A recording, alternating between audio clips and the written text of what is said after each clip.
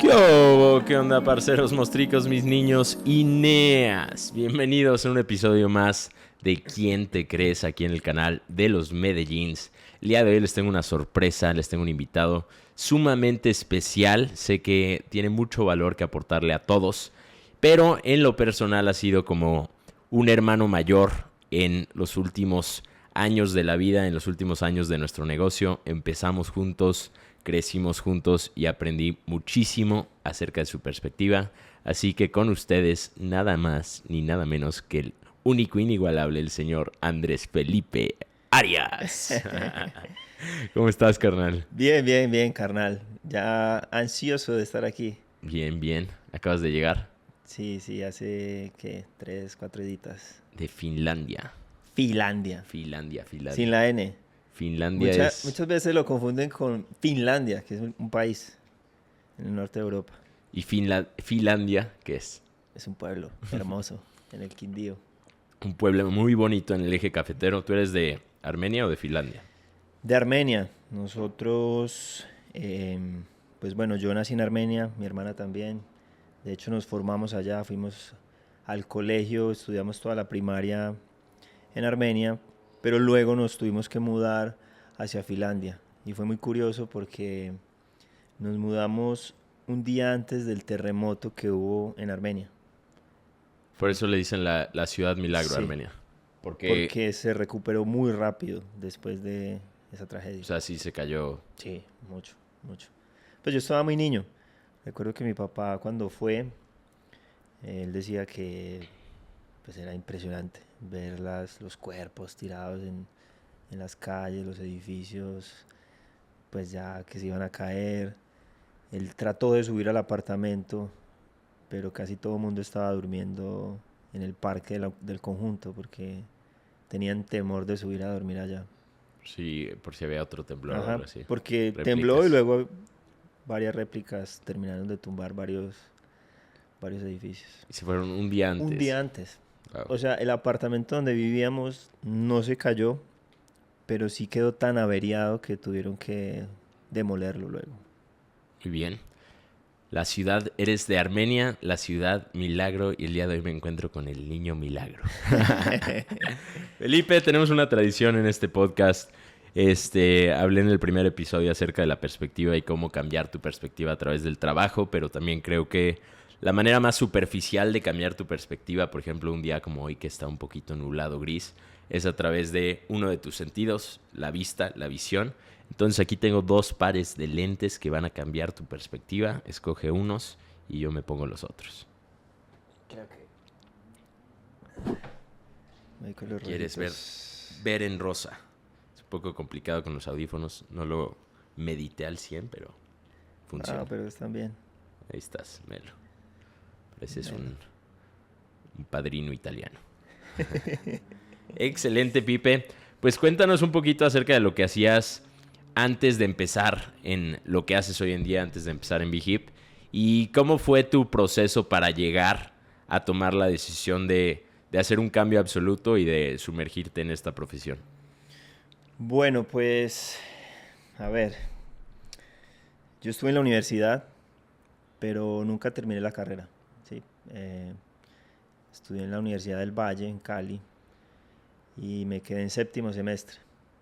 Entonces no termino, creo que tuve muchos conflictos con mi familia, precisamente por abandonar la carrera cuando estaba muy, muy cerca pues, de culminar.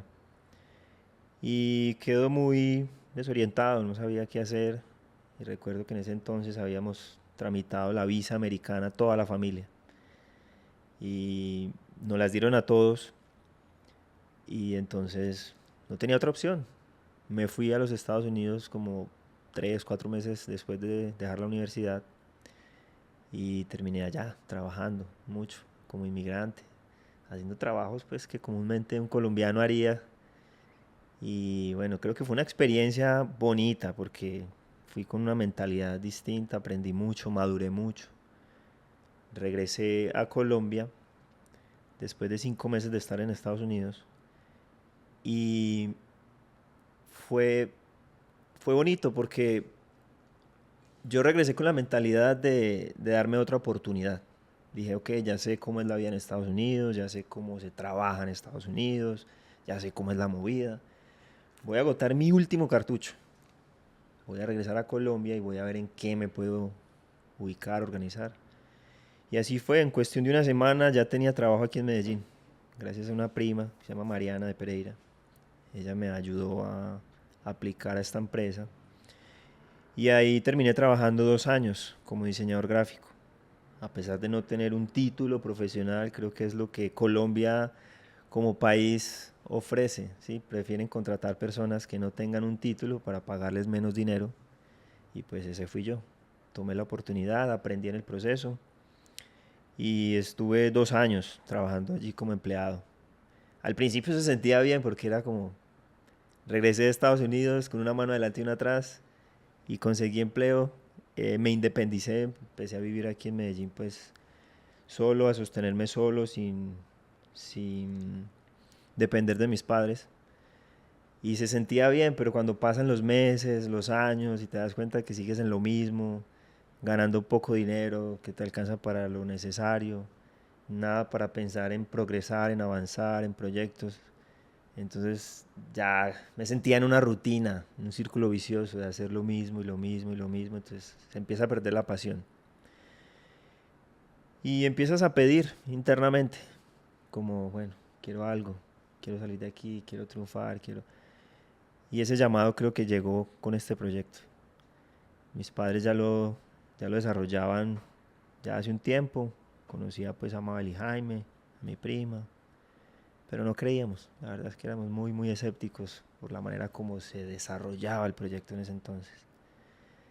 Y bueno, pues todo cambió cuando viajamos a México a escuchar ya acerca de él, a experimentarlo, a vivirlo, y ahí fue cuando se hizo parte de nosotros. Dijimos, creo que esto sí es para nosotros, creo que sí lo podemos hacer, y ahí fue donde la historia cambió. Dimos un giro de 180 grados en nuestras vidas porque dejamos todo lo que estábamos haciendo. Mi hermana con su trabajo pues administrativo, yo con mi trabajo diseñador. Lo dejamos y empezamos desde ceros. Y cuando cuentas tu historia es como, ok, entonces dejaste la carrera de diseño gráfico, pero no estudiaste diseño gráfico, estudiaste diseño industrial, ¿verdad? Al igual que yo, creo que los diseñadores industriales tenemos una visión distinta. Solo que tú estudiaste un poquito Sí, más. es que mira, fue curioso porque inicialmente yo inicié el programa de diseño gráfico en la universidad. Y resulta que la facultad de diseño en esta universidad, pues tenía el diseño gráfico, tenía el diseño industrial, tenía la arquitectura, tenía varios programas similares.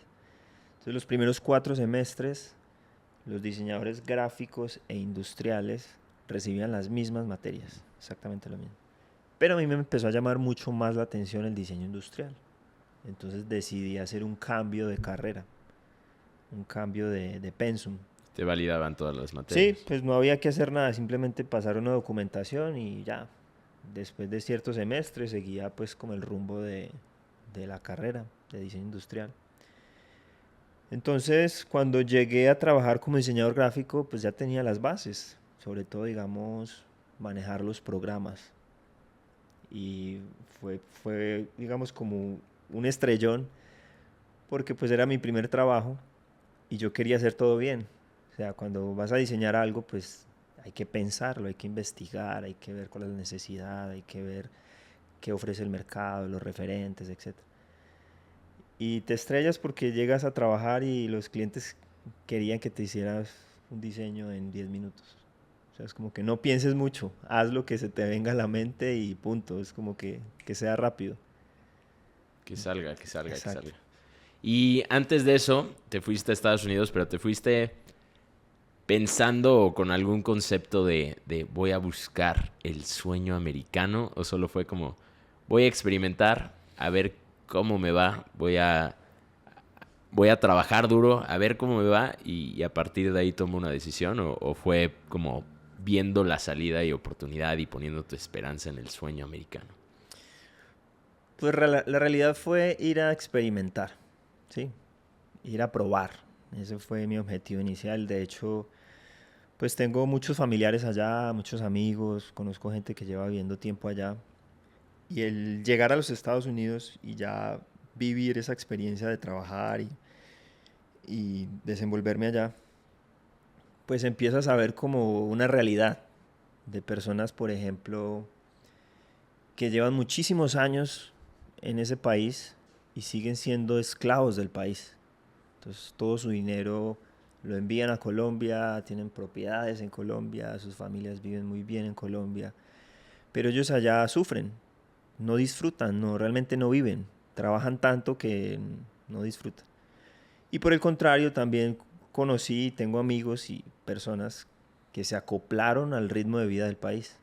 Entonces ya tienen su casa, tienen familia, esposa, hijos, tienen sus trabajos allá, disfrutan el país, pasean, viajan.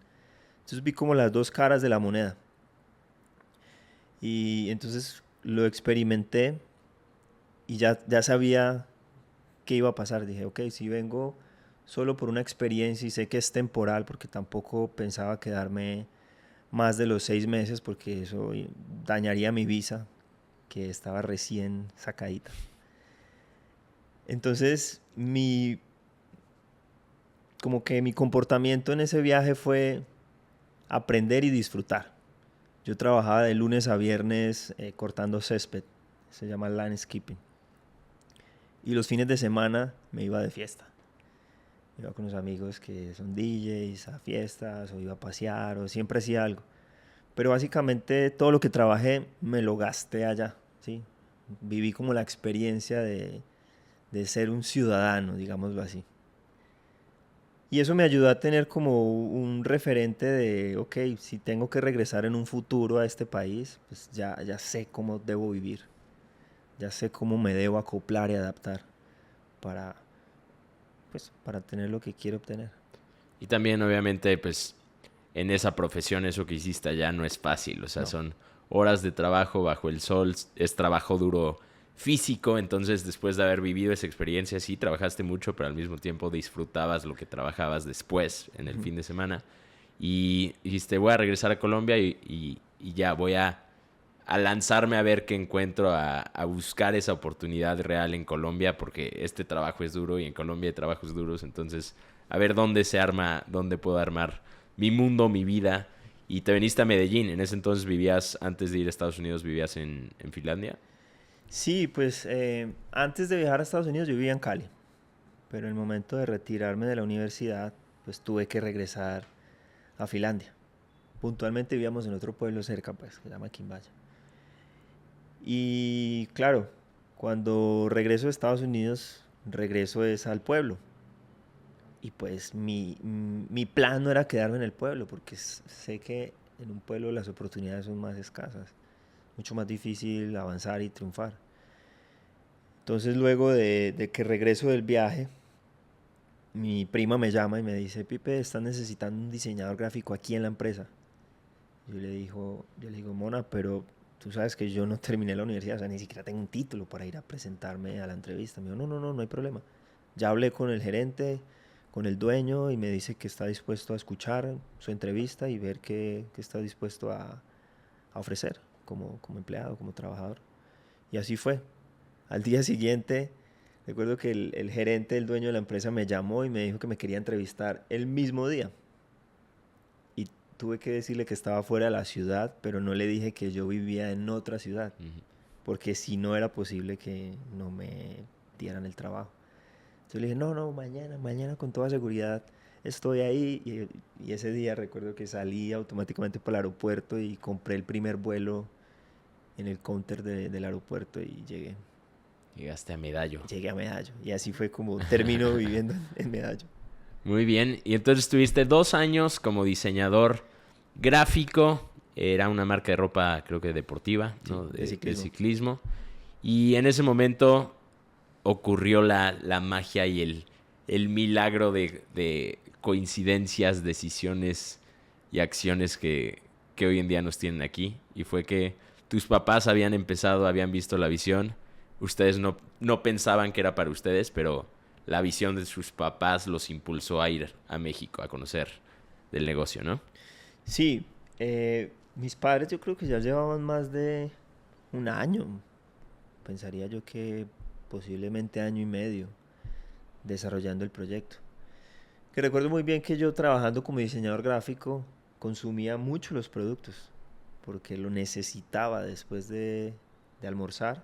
Llegaba a esa hora que nosotros llamamos la hora boba, donde Pues, comes y te empieza a dar ese sueño, entonces claro, estás sentado frente a un computador, como que más fácil te cansas.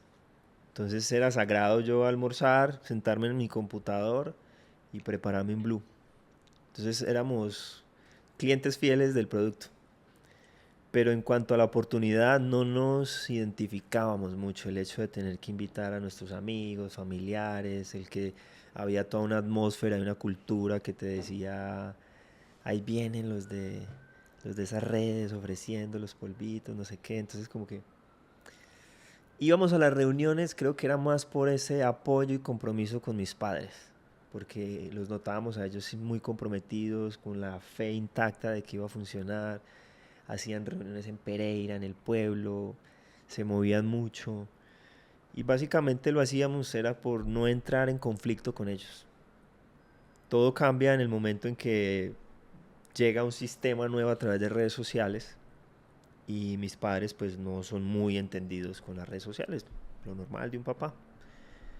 Entonces la excusa fue, el sistema lo van a enseñar en México. Queremos que ustedes vayan y conozcan el sistema, que lo aprendan para que luego nos lo enseñen. Y nosotros ni a eso queríamos.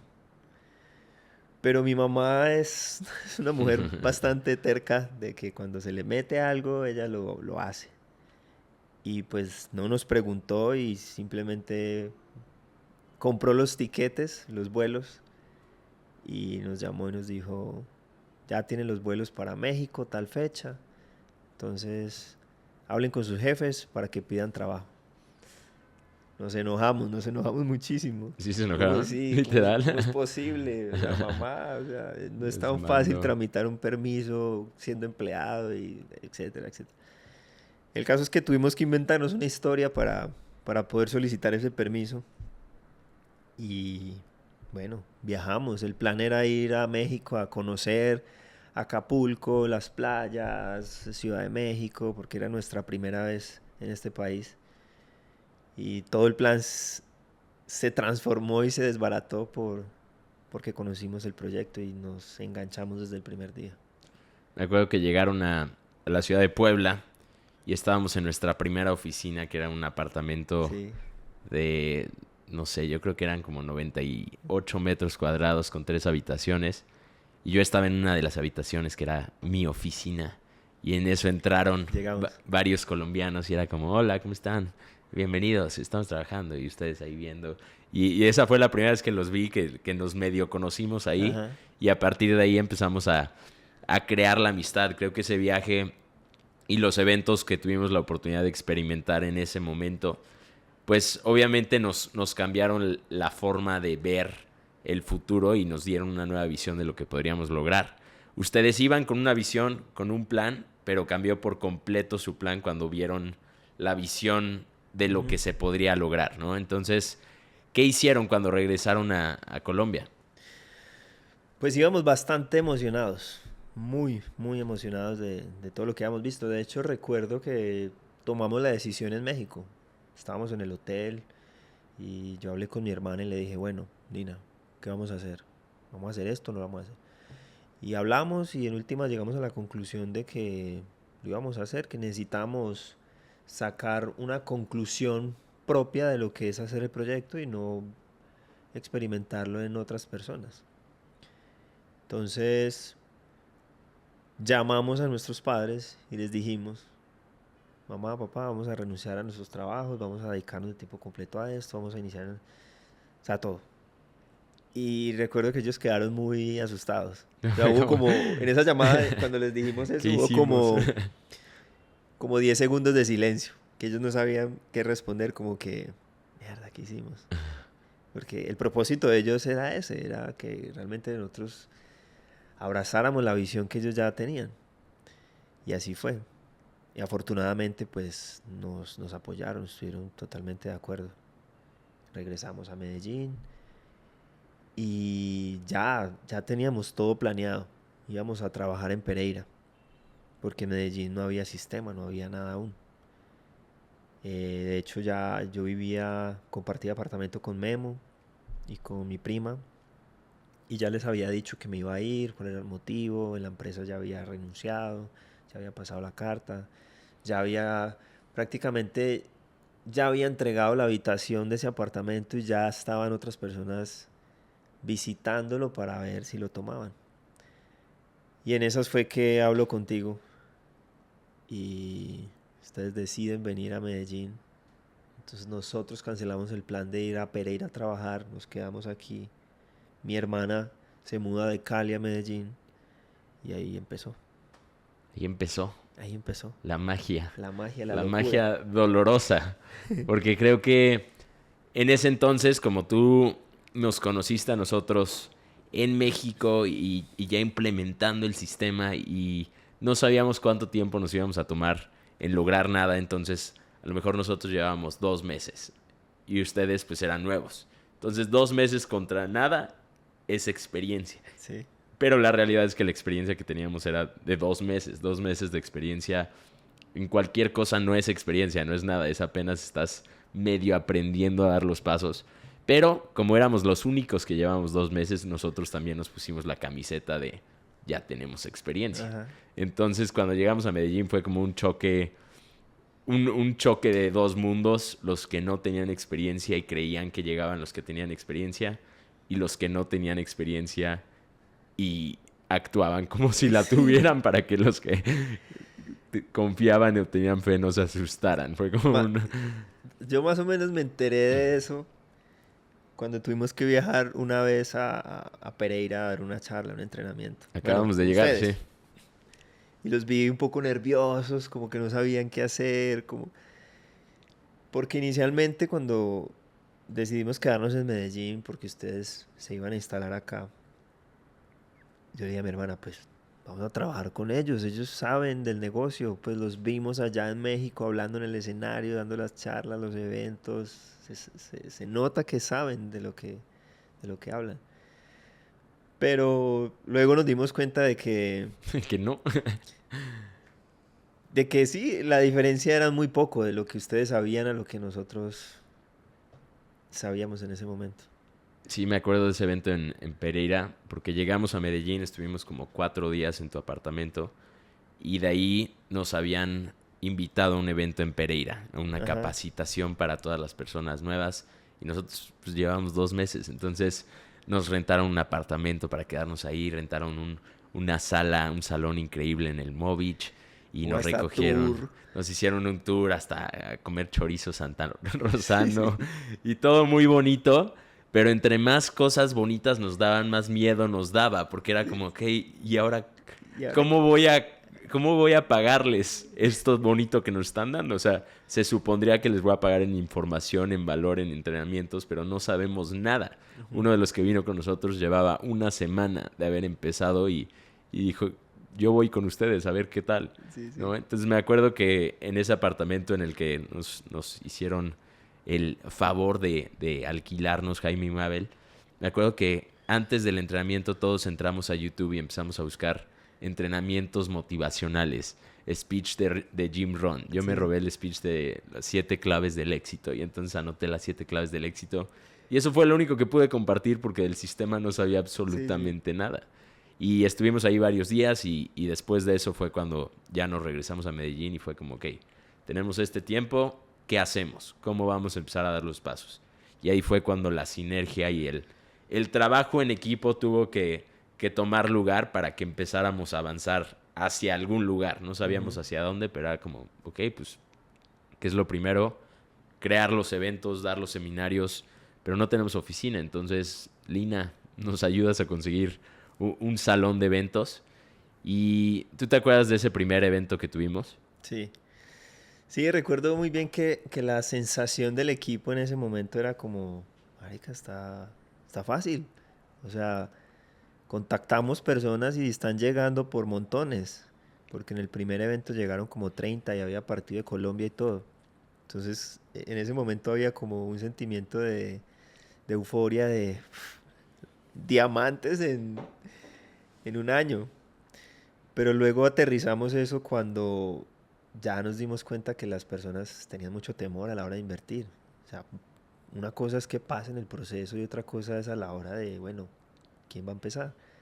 Porque ya teníamos que dar las charlas en una panadería o en un parque, no había nada físico como para que estas personas tuvieran una tranquilidad o tuvieran una seguridad de dónde iban a invertir su dinero más allá que lo que habían conocido de nosotros en un par de días.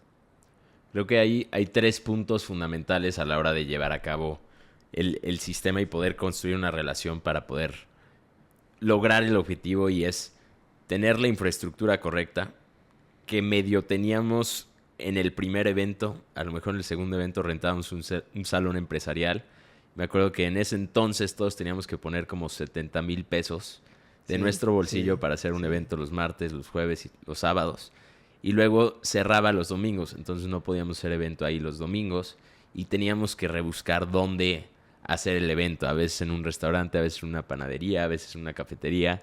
Y entonces la infraestructura empezaba existiendo y empezaba viéndose bonito, pero entre más avanzaba la historia, más se iba desmoronando esa parte de, pues, de la importancia del seguimiento. El segundo punto era el liderazgo, y creo que no teníamos liderazgo, no sabíamos lo que estábamos haciendo. No. Y el tercero son las habilidades, y eso tampoco lo teníamos, definitivamente. Ese primer evento, cuando tuvimos como 30 invitados y jugaba la selección Colombia, me acuerdo que ninguno sabía qué íbamos a hacer, qué les íbamos a decir. Había 30 personas. Y entonces hicimos como una juntita previa y fue como, ok, Felipe, tú eres el colombiano, nosotros somos mexicanos, no podemos empezar nosotros porque va a haber un choque cultural. Tú tienes que ser el que da la bienvenida, el que nos presenta, para que de esa manera pues estén más abiertos a recibir la información. Y en ese momento fue como si todos tus más grandes miedos surgieran. Y fue como de, ok, ok. pero, pero quedaste medio pasmado. Sí, sí, sí, recuerdo ese momento. Eh, Creo que era uno de mis mayores temores, el subirme a un escenario y hablar en público. De hecho, recuerdo cuando tomamos la decisión de hacer el proyecto estando en México con mi hermana, nos dio la idea de contarle esto a tu padre. Y lo primero que él hizo fue sacarnos al escenario a contarle a los demás que ya habíamos tomado la decisión y casi que los dos lloramos de los nervios que teníamos. Creo que esto es algo que venía desde el colegio. Siempre tenía ese temor a exponer, ¿sí?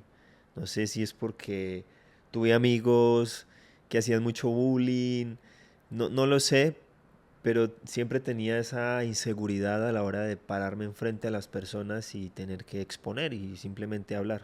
Recuerdo puntualmente en una clase, no sé si era en octavo, noveno, no sé, bachillerato, que hice la tarea normal y la profesora tenía la costumbre de que cuando iniciaba la clase empezaba a preguntar acerca de la tarea, quién había hecho la tarea.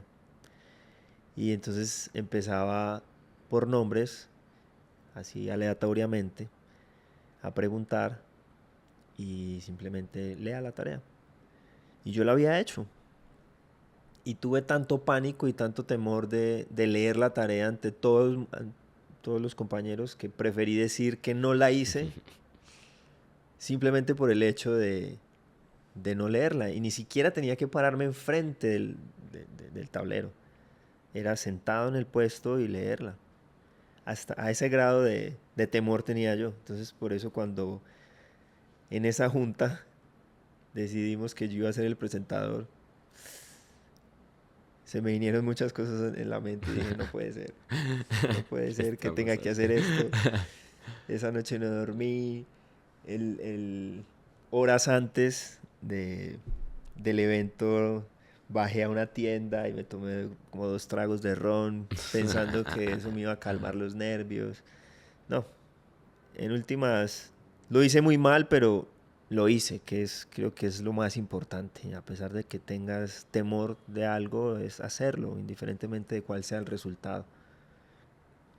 Yo creo que lo hiciste muy, muy mal. Todos lo hicimos muy mal. Tú lo Ujú. hiciste muy mal. Pero lo que más se valoró del hecho fue eso, fue que lo hiciste. Fue que era un temor casi paralizante, pero no te paralizó. Diste el paso. Y creo que de eso se trata. Y ahí es donde está el desarrollo de la habilidad. En el entender y abrazar y saber que cuando empieces lo vas a hacer mal. Que cuando empieces vas a tener miedo, pero a pesar del miedo tienes que dar el paso. Tienes que enfrentarte a la adversidad.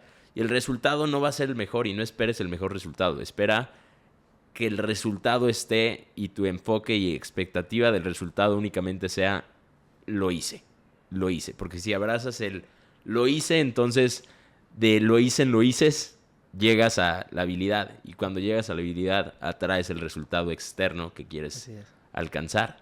Y entonces empezamos en este proceso y fue un proceso en el que nuestra expectativa sí era muy alta. Sí era como con la cantidad de personas, con la cantidad de shows, con la cantidad de gente que hay, tenemos que empezar a avanzar de rangos y empezar a obtener resultados.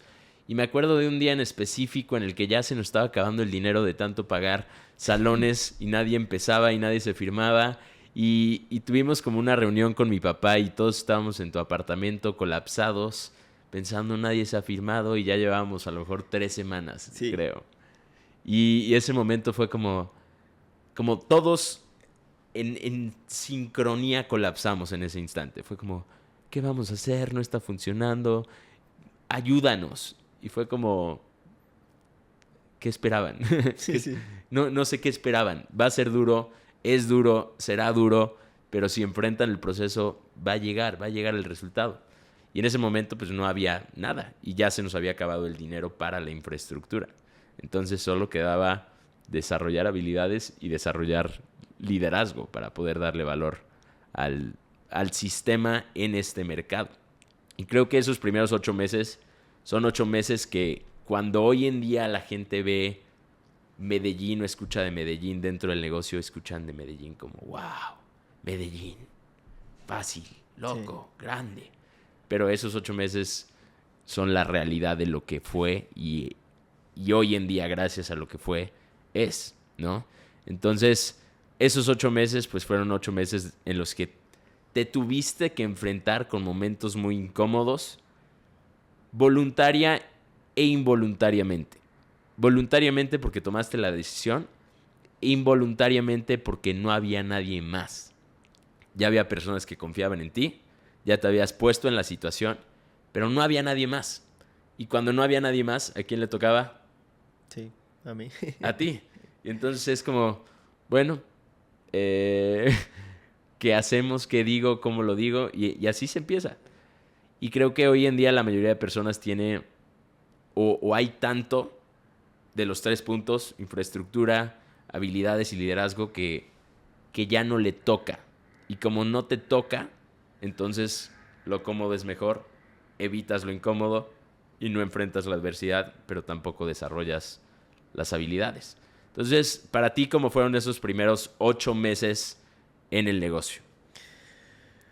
Pues fueron 8 meses difíciles, pero creo que fueron 8 meses que necesitábamos todos necesitábamos pasar por cada una de estas situaciones para aprender, para forjar el carácter, para aferrarnos más a la fe y a la visión. Y a mí de cierta manera siempre he tenido como este gen de crear, ¿sí? No sé si se despertó desde el momento en que empecé a estudiar diseño o siempre ha estado conmigo, pero ese hecho de crear algo siempre me llama mucho la atención, ¿sí? Entonces sentía que estábamos creando algo nuevo, desde ceros, desde tener una oficina, desde pensar en cómo resolver cada situación, en llamar, no sé, a reservar un salón. Recuerdo que recorrimos todos los restaurantes de Ciudad del Río para realizar los eventos los domingos. Entonces era llamar, era siempre como buscar esa manera de resolver cada situación. Y fueron 8 meses en los que realmente nos pusimos a prueba, Y yo agradezco que hayamos sido los pioneros, porque lo decías, te metes en algo y ya no hay vuelta atrás.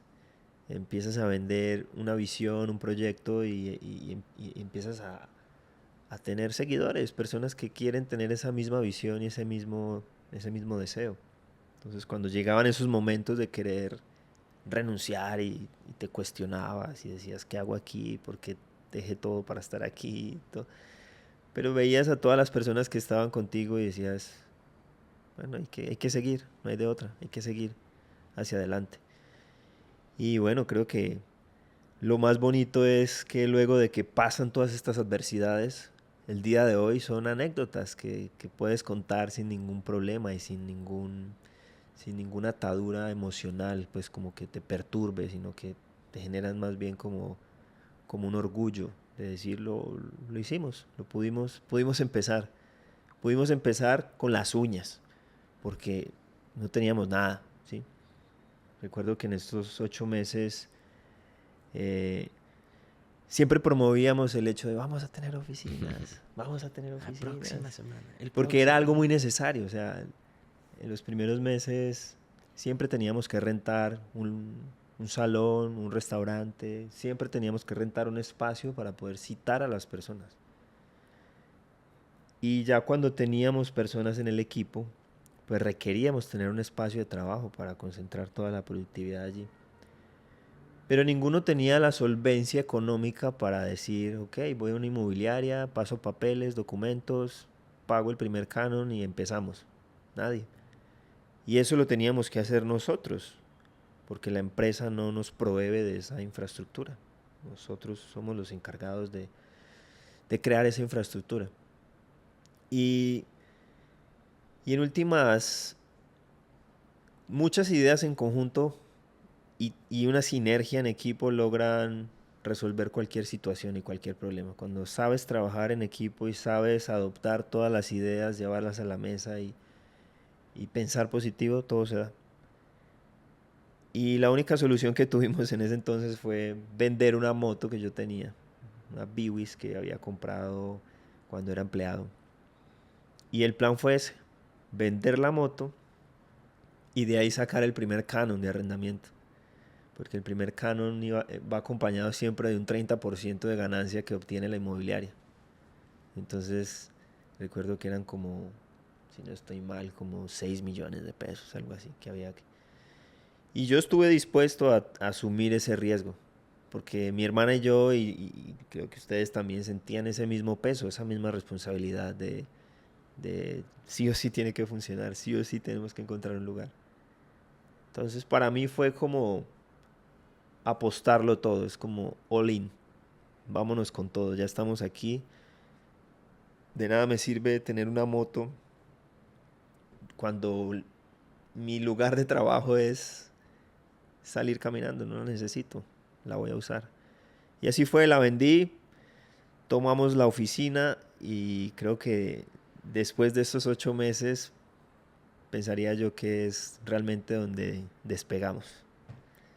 Ahí inició, obviamente, las habilidades, la experiencia, el conocimiento iniciaron en los 8 meses, pero con la oficina fue como, ahí fue cuando empezó verdaderamente Verdaderamente. a suceder.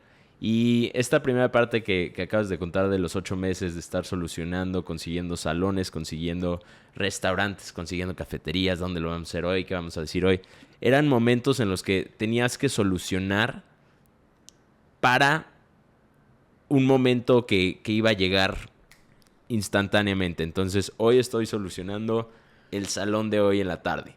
Mañana estamos solucionando el working group de hoy en la noche. Y todo el tiempo estábamos solucionando, hasta que dimos ese paso a oficinas. Y entonces, esa es la solución que te quita el peso de las pequeñas soluciones.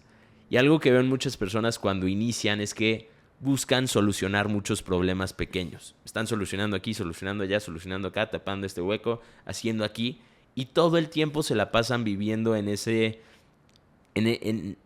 ritmo de solucionar pequeños problemas. Y entonces no se dan cuenta o no dan un paso hacia atrás como para tener una perspectiva más amplia de la dirección a la que quieren o el lugar al que quieren llegar. y toman la decisión de, a ver, voy a solucionar en grande para entonces no tener que solucionar todos estos pequeños problemas. Y eso fue para mí el momento en el que por fin las oficinas de Monterrey existieron. Eran unas oficinas creo que de 94 metros. Sí, o 90 y algo. 90 y algo metros cuadrados. Y cuando llegamos y las vimos era como, wow, son enormes, son hermosas, están muy bonitas. Sí, decíamos, aquí vamos a estar por lo menos 3 años. Mínimo, sí, sí, las veíamos gigantes. Y algo en lo que tú has sido un experto y en lo que me has enseñado muchísimo es que tú ves cosas que yo no veo. Tienes un ojo muy diferente al mío. Eres diseñador industrial, yo soy diseñador industrial. Pero los dos hubiéramos sido drásticamente diferentes. Yo hubiera fracasado en el diseño industrial y tú serías el mejor de todos. Porque ves los pequeños detalles. Y esos pequeños detalles son lo que hacen la gran y enorme y hacen una diferencia abismal.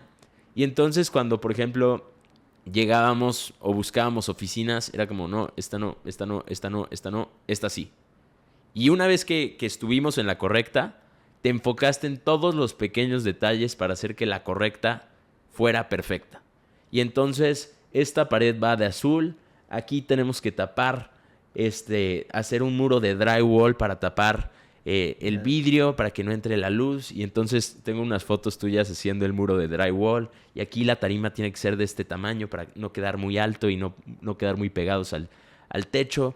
Y las sillas tienen que ser azules para que combinen con esa pared. Y todos esos pequeños detalles que formaban parte del ambiente. Y creo que hay personas que no ven esos pequeños detalles, entonces dicen, ok, la oficina de Medellín, la primera fue de este tamaño, yo voy a conseguir una oficina de ese tamaño. Perfecto. Y consiguen una oficina de ese tamaño, pero no tienen la óptica y perspectiva y el enfoque de los pequeños detalles. Entonces, aunque es un lugar, no es el lugar correcto, no es el lugar adecuado. Y creo que algo en lo que te has enfocado a lo largo de los años, ya fuera en la primera oficina, en la segunda de la Floresta o en la que estamos hoy en día, fue en que fuera el mejor lugar posible del tamaño necesario. Entonces, la Floresta, una oficina de 500 metros cuadrados, la dejaste hermosa, el ambiente correcto. Y cuando dimos el salto a la oficina de Premium Plaza, la de 1500 metros cuadrados, me acuerdo que nos enseñaste a mi papá y a mí la foto y era una bodega. Y en ese momento, cuando nos enseñaste la foto, no tenía techo.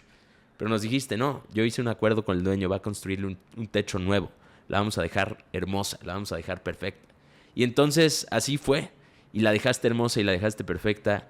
Y creo que cuando alguien escucha y no ha visto, y escuchan, en Medellín tienen una bodega de 1500 metros cuadrados, entonces obtienen y adoptan esa visión y la visión es, ahora yo tengo que tener una bodega muy grande, un lugar muy grande, una bodega muy grande. Y rentan una bodega muy grande, pero es horrible. Y entonces, si no es el ambiente, la bodega es bodega porque es del tamaño y es hermosa. Si hubiera sido horrible, no la hubieras tomado, estoy seguro de eso. Y creo que esa parte del ambiente es algo que muchas personas no ven, pero en gran parte es la razón por la que hoy en día Medellín ha sido tan exitoso, por el ambiente. Porque aunque tengas la semilla correcta, si no la siembras en el lugar correcto, con el abono correcto, con el ambiente correcto, esa semilla no va a dar fruto. Entonces, tú constantemente estabas enfocado en que el lugar y el ambiente y los detalles fueran perfectos. Veías cosas que yo definitivamente no veía. ¿Crees que o a qué se debe eso? Pues bueno, yo le atribuyo mucho al haber estudiado diseño. Creo que cuando estudias diseño empiezas a percibir las cosas desde otra manera, desde otra perspectiva. Eh, Creo que siempre que quiero abordar una situación o resolver una situación, un problema, que en este caso eran las oficinas, siempre trato de pensar e ir un paso más adelante. Y es como visualizar cómo quedarían las oficinas ya hechas. Sí, creo que esa es, digamos, una gran habilidad de, por ejemplo, de, no sé, un arquitecto, que puede, dentro de un espacio vacío, imaginariamente puede crear muros, puede crear divisiones, puede crear ambientes sin aún estar. Y creo que ese es el gran poder de la visión, de que puedas imaginar las cosas tal cual como las quieres, s- eh, si aún no están, ¿sí? Entonces creo que tengo esa habilidad de poder visualizar y poder ver las cosas cómo van a quedar antes de que sean. Y siempre adopto ese paso de, bueno, si tomo esta oficina, ¿qué cosas positivas o negativas puede tener? ¿Qué ventajas o desventajas puedo tener? Si me ubico en este lugar de la ciudad, ¿qué beneficios puedo tener? Estoy cerca a un transporte público, es un sector seguro. Bueno, si tomo una oficina, por ejemplo, cuando estuvimos en la 33, que fue una oficina temporal, siempre me preocupaba mucho el hecho de hacer los working groups en el segundo piso, Sí, porque estaba... metíamos a 500 personas y en un working group saltaban y ese edificio parecía que se fuera a caer. Tanto así que recuerdo que invité a un amigo que es ingeniero civil y le pedí el favor que fuera a checar, a mirar la estructura y que me dijera si lo que estábamos haciendo era correcto, que no fuéramos a hacer un daño, no sé, alguna cosa trágica, yo qué sé. Entonces creo que es, es poderte adelantar a los hechos. Si te puedes adelantar a los hechos, puedes evitar muchos errores. No dejarte llevar solo por estoy en un lugar, se ve aparentemente bien y ya. No, creo que hay que pensar en todo. Y creo que ese es el gran éxito de muchas empresas hoy en día. No sé si hablamos, por ejemplo, de marcas exitosas, Gucci, Louis Vuitton, Dolce Gabbana, no sé. Son marcas que se enfocan en los detalles, en cada aspecto, en cada costura, en cada doblez, en los colores. Nada es al azar, todo es muy bien pensado.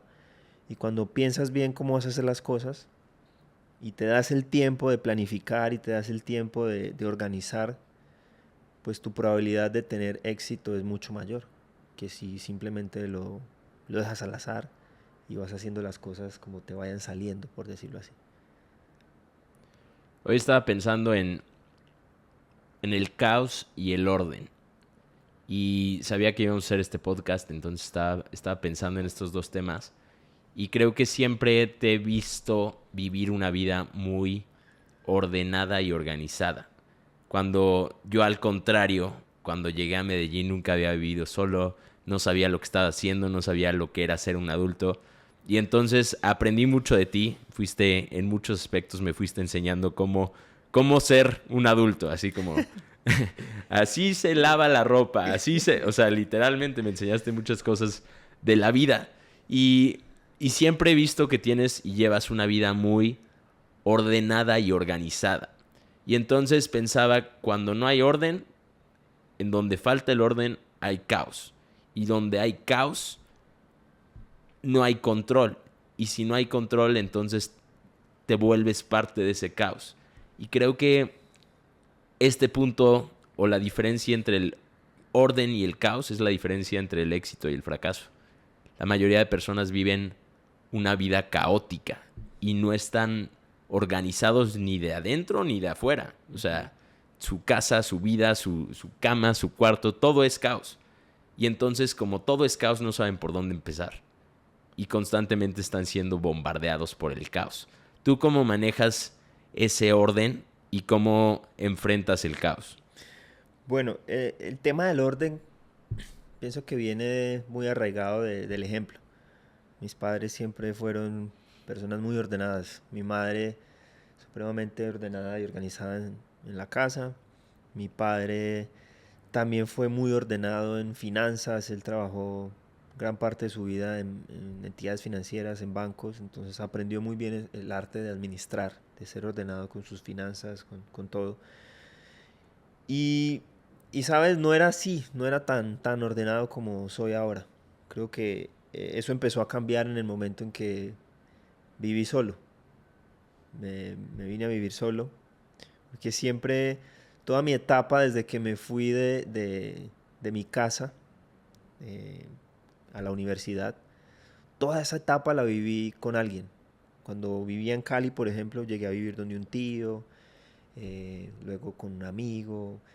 Bueno, viví con muchos familiares. En Estados Unidos también me recibió un amigo. Aquí en Medellín compartía apartamento con una prima de un amigo. Todo el tiempo vivía con alguien. Entonces como que no te provoca generar orden cuando hay caos, ¿sí? Entonces, no sé, si vas por una calle donde hay basura por todo lado, pues no se te da nada volver y tirar una basura más. Pero por ejemplo, si entras a un centro comercial donde el piso brilla y todo está limpio, pues la piensas dos veces antes de arrojar una basura, porque el ambiente en el cual estás te está generando orden, te está generando simetría, limpieza. Entonces, claro, al vivir con otras personas y no ver ese orden, pues simplemente yo era alguien más que pertenecía al caos de esa casa y no era una persona tan ordenada. Todo cambia cuando me mudo a vivir solo y allí empieza todo. Empieza ese, como que se empieza a despertar ese lado que fue cultivado con mis padres, viendo ese ejemplo y hoy en día creo que me he vuelto una persona muy ordenada. De hecho, en mi casa he creado un entorno y un ambiente tan bueno que a veces no me provoca salir de allá. Sí, es como que me gusta mucho estar en mi casa, precisamente porque soy muy ordenado y es como que mi espacio, mi lugar, sé dónde está cada cosa, nada se me pierde. Sí, es como que por naturaleza el ser humano siempre busca la simetría, ¿sí? Es como si entras a algún lugar, no sé, ahora estabas organizando este cuadro. Si entras y ves un cuadro que no está orientado, pues te genera como algo que tú dices, tengo que organizarlo. ¿Sí? Simétricamente, por naturaleza, buscamos eso. Entonces, eh, cuando hay caos, simplemente como que no puedo. No, me volví como tan ordenado en todos mis aspectos de mi vida que cuando hay caos siento que no pertenezco a ese lugar. Siento que no contribuye con mi paz y mi bienestar. Porque de hecho hoy en día los lugares son diseñados en base a eso, en qué te generan, qué experiencia te genera vivir en un lugar. Y por ejemplo la arquitectura hoy en día experimenta mucho este tipo de construcciones que te generen un bienestar. Tu apartamento, siempre lo he dicho, cuando llegas al apartamento de Felipe es como estar en un apartamento muestra en el que todo está planeado y pensado y acomodado de manera meticulosa. O sea, todo es perfecto, pero ese es el orden y un poquito del diseño que a ti te gusta y entonces creaste ese ambiente para ti. Y regresando al punto del ambiente en general que creaste en cuanto a la oficina, el ambiente que creaste en cuanto al equipo de trabajo que iba a estar en esa oficina, fue lo mismo. Y este punto que tocas acerca de cómo el ambiente determina hasta cierto punto tu comportamiento es sumamente importante. Entonces, siempre aportaste el ambiente correcto para que el comportamiento y la producción y el enfoque pudiera estar al 100% dentro de ese ambiente. Me acuerdo que cuando tuve la oportunidad de viajar a Japón, no veías botes de basura ni basura. Y entonces me acuerdo que compré una hamburguesa de McDonald's y era como, ¿y dónde tiro la basura? No la puedo tirar en la calle, no hay forma. No hay basura, no hay nada de basura Sí, en la la calle. piensas. No puedes, ¿sí? Y entonces no hay botes de basura. Me la guardo. Me la guardo porque no queda de otra. Pero en cualquier otro lugar no te importa porque hay caos y solo le estás sumando al caos. Entonces creo que te define el orden y ha definido muchísimos de los resultados que se han logrado gracias a la visión en cuanto al orden que tú has tenido. Y algo que he aprendido mucho de ti, que quiero que nos platiques un poquito al respecto, que tiene que ver con el orden, es el hacer las cosas bien. Cualquier cosa que vayas a hacer lo voy a hacer, pero no solo lo voy a hacer, lo voy a hacer bien. Lo voy a hacer de manera intencional, pero lo voy a hacer bien. Porque si no, ¿para qué lo hago? Y creo que cada acción que te he visto tomar, cualquier acción o decisión que te he visto tomar, es una acción predeterminada, planeada y pensada en lo voy a hacer pero lo voy a hacer bien. Voy a dar el paso, pero me voy a asegurar que este sea el único paso que tengo que dar. No voy a repetir este paso 10 veces. Lo voy a hacer y lo voy a hacer bien. Sí, tienes razón en eso. Siempre que quiero hacer algo, busco hacerlo bien. Y pienso que todos estamos en esa capacidad, porque estamos en la era de la información, donde entras a internet y puedes aprender lo que quieras. ¿Sí? O sea, yo creo que es simplemente el hecho de tener el deseo de querer hacerlo bien. Por ejemplo, a mí me encanta la bicicleta, me encanta montar en bicicleta. Y yo soy partidario de que si vas a hacer algo, hazlo bien, si no, no lo hagas. Entonces, con todo soy así, con la bicicleta más aún. Entonces, es un hobby, no vivo de ello. ¿Sí? De hecho, sí, me gusta ir a carreras y probarme con otros, pero digamos que lo hago más por experiencia, ¿sí? Por vivir la experiencia. Pero entonces, yo todo lo que hago lo comparo con lo mejor. Entonces, ok, quiero esta bicicleta, quiero la mejor. Eh, Cada componente, cada cosa, entonces entro a internet, investigo eh, cómo funcionan las suspensiones, el amortiguador, para qué es esto, entonces, no sé, sigo youtubers que su información y su contenido es 100% de ciclomontañistas, entonces aprendo todo el tiempo. Y cuando quiero hacer algo nuevo y no tengo conocimiento de eso, lo aprendo y lo busco. O busco a la persona que sabe del tema para que se haga bien. ¿Por qué tengo esta premisa y esta filosofía? Porque cuando buscas hacer las cosas bien, tu probabilidad de triunfar es mucho mayor. Y muchas personas buscan hacer las cosas a medias solo porque están pensando en la utilidad y en la ganancia. Esto me hace recordar de una vez que iba con un amigo, no recuerdo puntualmente con quién estaba. Íbamos caminando por Provenza, aquí en Medellín. Y hay una calle en Provenza que está llena de restaurantes y que todos los restaurantes pues pueden sacar sus mesas a la calle y sus carpas a la calle para expandir su restaurante. Y esa es como la calle más apetecida, por decirlo así. Hay restaurantes allí muy top, muy famosos. Y me pareció muy curioso porque pasamos por esa calle y todos los restaurantes estaban llenos. Todos, absolutamente todos. Menos uno. Solo había uno que se veía completamente, no completamente vacío, pero para el tamaño del restaurante habían solo 4 mesas. O sea, se notaba visualmente la diferencia de los demás restaurantes full y ese completamente vacío. Entonces dije, bueno, pues sentémonos aquí. ¿Qué más da? El ambiente alrededor está bueno y entonces luego me di cuenta de por qué ese restaurante no tenía éxito y es simplemente por la manera de operar. Tenían solo 2 meseras, tenías que ir y ordenar la comida a la caja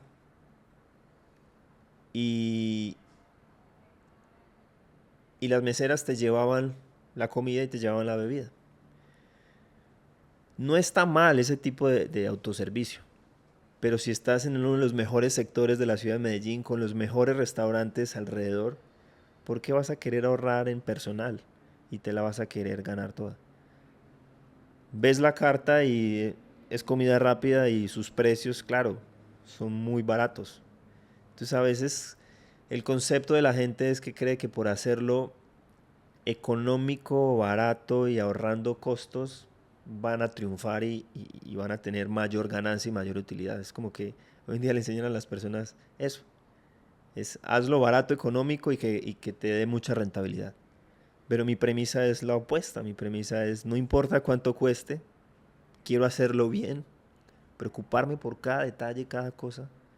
No dejar nada al azar, no dejar nada suelto.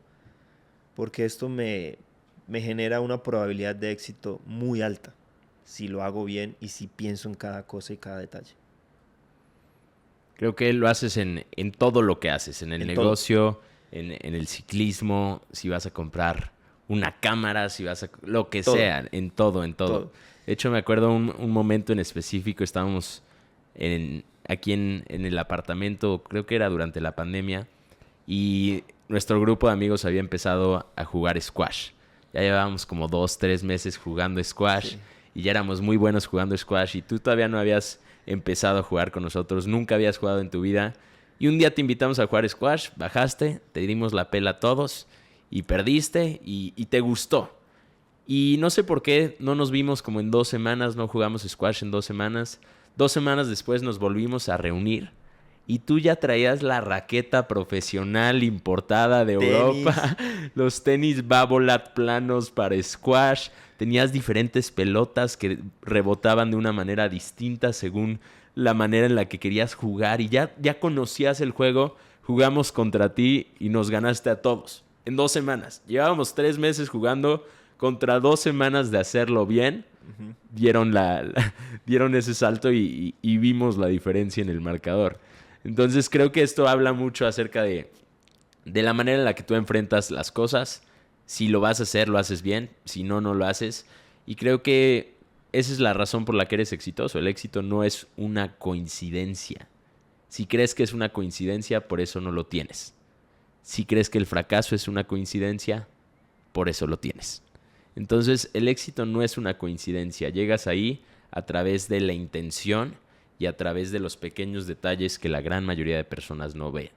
Creo que algo que me enseñas constantemente es enfrentar el caos con orden y enfocarte en hacer las cosas pequeñas todos los días las cosas pequeñas bien, porque el interés compuesto de esas acciones pequeñas te va a dar una gran rentabilidad a largo plazo. Felipe, últimas 2 preguntas del podcast. La penúltima es el nombre del podcast. El nombre del podcast es ¿Quién te crees? Así que Felipe, te pregunto, ¿quién te crees? Bueno, es una pregunta compleja. De hecho, no sé, pocas veces hablo de mí. Sí, es como que es raro. De hecho, es a veces incómodo cuando escuchas a alguien que habla de sí mismo. ¿Sí? ¿Quién me creo? Realmente me creo lo que todos perciben. Me creo lo que todos pueden ver. Realmente eso es lo que soy. ¿Sí? No soy una persona que oculte algo. Soy una persona que sí tiene defectos, virtudes, y creo que se pueden ver a simple vista. Eso creo que se llama autenticidad. Y cuando eres auténtico en todos los sentidos, pues también eres humano, eres sensible. Y no me gustaría describirme como en alguien en específico. Simplemente es lo que todos pueden ver de mí. Muchos verán cosas buenas, muchos no verán cosas tan buenas, pero creo que eso es lo que soy.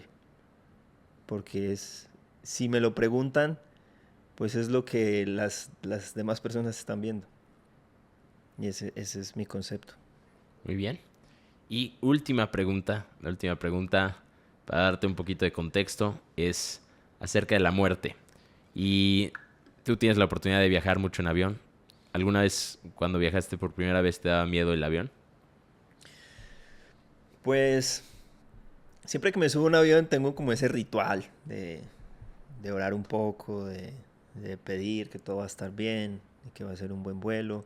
De hecho, nunca, de todos estos años que he viajado tanto, la verdad nunca he tenido un vuelo donde haya una emergencia, o haya una turbulencia excesiva, que todo el mundo entre en pánico, ¿no? Pues turbulencias normales, se mueve el avión y esto, pero nada grave. Pero me gusta volar y sobre todo últimamente cuando vuelas en business se vuela mucho mejor. Se disfruta, realmente no. Porque siempre he tenido un poco de problema con mi espalda, con mi cintura. Entonces, cuando llevo mucho tiempo sentado de esta manera, el dolor no puedo. Entonces, por más que quiera decir, no, es que me subo al avión y duermo las 8 horas, sentado no puedo. Entonces, cuando son vuelos así, sufro mucho y no puedo dormir. Trato de leer, ver películas, hacer varias cosas, pero no lo disfruto mucho. Pero últimamente sí. Últimamente las cosas han cambiado y ya puedes disfrutar un poco más de los vuelos. Sin embargo, siempre le tengo respeto a las alturas. Uno de mis deseos o mis sueños por cumplir está en el saltar de un avión. No lo he hecho aún y seguramente lo haré en algún momento. Es como un miedo que tengo que enfrentar en algún momento, porque sé que la recompensa a eso es muy grande. Bien, hagámoslo ¿Sí? próximamente. En los aviones, cuando experimentas turbulencia, siempre notas las diferentes reacciones. Ajá. ¿Ves? Al que tiene muchísimo miedo a los aviones, que, ¡ay! Y se Sí, sí, traban. sí. Y también ves al que está calmado, o ves al que ya ha volado mucho y es como, todo bien, es normal. A mí cuando hay turbulencia, como que me río por dentro. Es como, no pasa nada. O sea, aunque me Sí. despierte, es como, no pasa nada. Y si pasa, qué bueno. Si llegara a pasar, mi muerte ideal sería cayéndome de un avión. Porque dentro de mí creería, o me gusta pensar, a lo mejor solo lo pienso para reírme y no llorar. Me gustaría pensar que me daría el tiempo suficiente como para dejar una nota de voz de lo que fui o del mensaje o de lo que me gustaría expresarle a aquellas personas que la pudieran llegar a escuchar. ¿Cuál sería esa nota de voz que dejarías?